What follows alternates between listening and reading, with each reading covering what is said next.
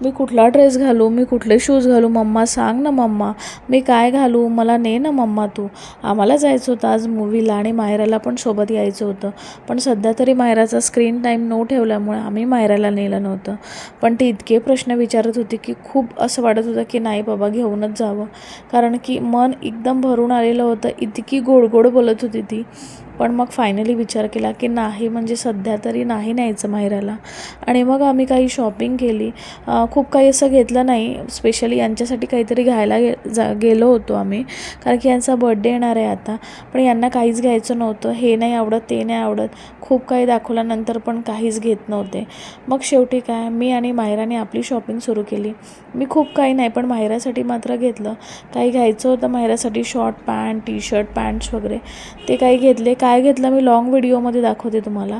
आणि मग त्यानंतर रिलायन्स स्मार्टमध्ये पण गेलो होतो, खाण्यापिण्याच्या काही वस्तू घेतल्या.